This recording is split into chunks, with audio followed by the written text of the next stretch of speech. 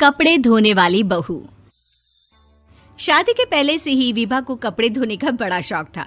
कभी नल के नीचे तो कभी तालाब के पास। अरे मेरी नीली वाली लुंगी नहीं दिख रही है। विभा की अम्मा, कहाँ रखी है लुंगी? अरे वो तो विभा ने परसों ही धोकर रखी थी आपकी अलमारी में, देखो वहीं होगी। वो ना मैंने आज धो दी, मुझे लगा कि गंदी हो गई होगी। अरे कैसे गंदी हो गई थी? उसे तो मैंने पहना भी नहीं। हे भगवान, इस लड़की के कपड़े धोने की आदत से परेशान हो गया हूँ मैं। जितना तो घर में राशन नहीं आता, उससे कहीं ज्यादा डिटर्जेंट पाउडर का खर्चा है।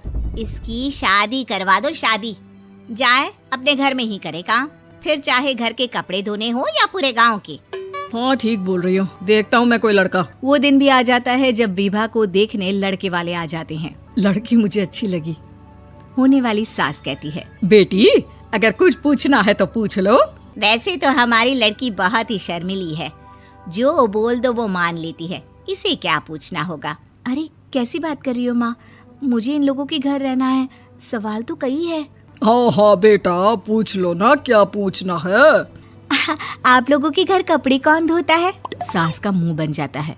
देखो, अगर तुम ये कहना चाहती हो कि तुम्हें कपड़े धोने नहीं आते तो सुन लो, कपड़े मैं ही धोती हूँ, लेकिन तुम्हारे आ जाने के बाद मैं रुमाल तक नहीं धोऊंगी। अरे चुप रहना भाग्यवान, बहू बेचारी घर आई नहीं, उसे डराना शुरू कर दिया। वो क्या है ना बिटिया, अभी तक तो ये कल्लू की माँ ही धोती थी, लेकिन अब तुम्हारे पापा तो दहेज में वॉशिंग मशीन देंगे ही।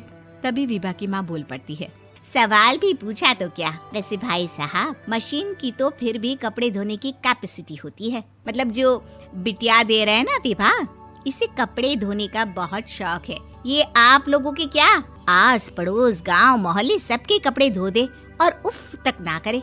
बाहर देखा नहीं आपने कितने कपड़े सूख रहे हैं? सब हमारी बिटिया ने ही तो धोए हैं। बस भी करो ना माँ, शर्म आ रही इतनी तारीफ सुनकर। और तो और एक दाग निकाल कर दिखाओ तो मान जाऊं। हाँ अच्छा, माफ करना बेटा, मैंने गलत समझा।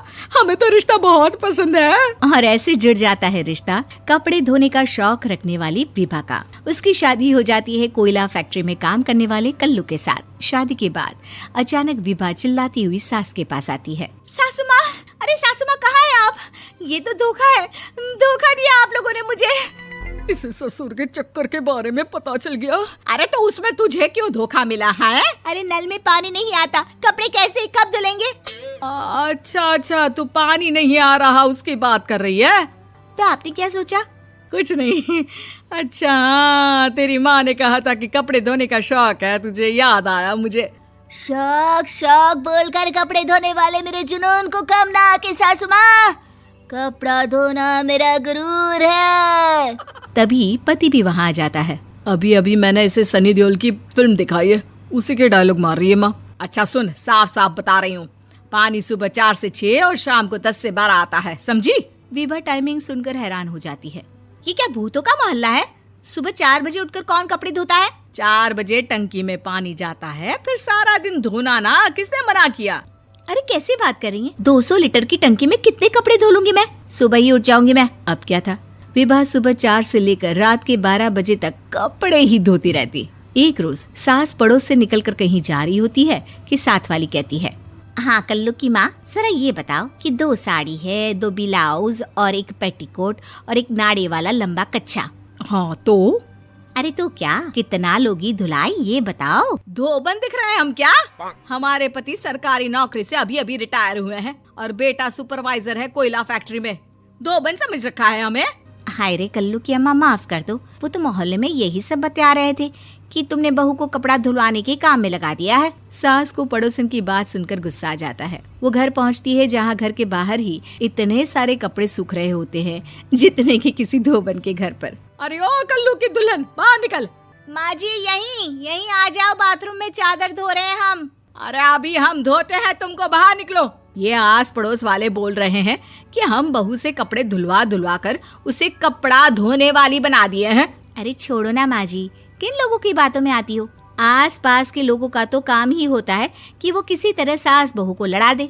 बहू सारे घर के कपड़े धोती है, ये क्या कम है? बोलिए।